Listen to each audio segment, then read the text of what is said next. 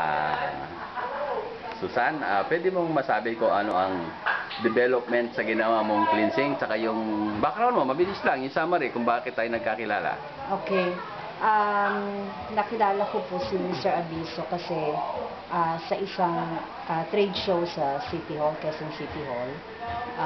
Nakita ko kasi yung ginamit ng anak ko na Abiso concentrated ionized water. Ionic, oo. Ionic water.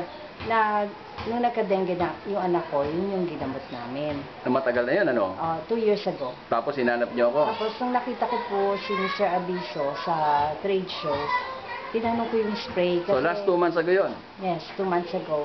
Nung September, September po yun, nagkaroon ng trade show. Nakita ko and naging interested ako kasi yung spray na nirefer sa akin, ginamit ko naman sa anak ko na merong asthma of the skin.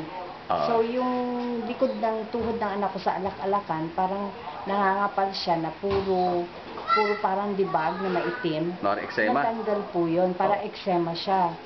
So sa spray na Abiso spray, natanggal po yun.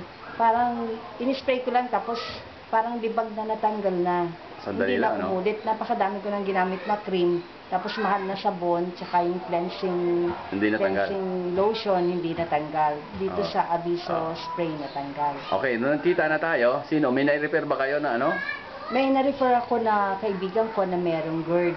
GERD? Oo. Marami ng doktor na yun, di ba? Marami na, 2 years na siya naghahanap. Tapos, gumaling siya doon sa, nawala yung GERD niya. GERD, oo. Kaya ngayon, nagme-maintain pa siya ng Abiso water. Hindi pa tapos. Okay naman, ano yun? Ako naman, nag-40 inches yung aking waistline. Nag-slimming kayo, di ba? Oo, Ano yung dati yung inyo? From 40 inches at saka 160 pounds yung timbang ko.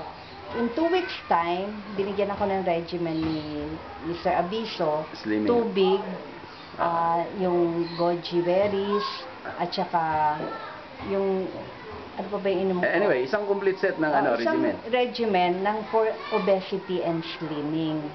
Yun, obesity at saka diabetes. Kasi diabetic din po ako. In 2 weeks time, aking waistline from 40 naging 36. 36, 4 inches. 4 yung inches timbang. ang nawala. Ang timbang ko from 160, after 3 weeks, naging 150. 150, okay. Tapos, may binigay siya sa akin ulit regimen after a month. So, 2 days, na nag-decrease ang weight ko from 150. Kala ko kasi nag-plateau na sa 150. Nung ininom ko yung slimming powder, yung Psyllium, slimming powder, tsaka mineral drops, nag-decrease ulit ng 6 pounds. Kasi from 150, so ilan na tayo? Kala ko nag-plateau, 144. 144. So 160, naging 144. Okay. Pero ano yun, 1 month and 5 days. Okay. Kasi yung first month, may halong cleansing yun, kaya hindi natin maano. Pero ngayon talagang concentrated na tayo sa slimming, kaya medyo bibilis tayo. Dati po yung dito ko napakataba, triple chin. Ngayon medyo nag-decrease na siya. Tsaka parang nag-glow yung pisngi. Yun nga, maganda. Dahil dun sa tubig. So itutuloy-tuloy ko pa at irerekomenda ko pa sa mga kaibigan kong matataba. Actually, ngayon may nagtatanong na sa akin. Okay. Ang kagandahan pati yung slimming belt, nagkaroon ng korte yung bewang ko. Dati kasi straight lang siya diretso. Okay, may bewang na. May bewang na. Yung belt kasi, meron ngayon anti-cellulite yun . Kasi sa slimming, kahit anong mo slimming, hindi mo maalis yung cellulite. Kailangan magpapunta ka sa klinika para infrared ka. Pero walang cellulite. Okay, walang cellulite. Dahil nga meron tayong belt na may ano. Kung meron man, maunti lang, hindi. Okay, So, sige, maraming tuloy ko pang gagamitin yan at i-recommend ko pa sa mga kaibigan kong matatanda. Anong date ngayon para alam ng mga... Ang date ngayon is December 3. December 3. Okay. 2013. Okay, sige, thank you, Susan. Bye.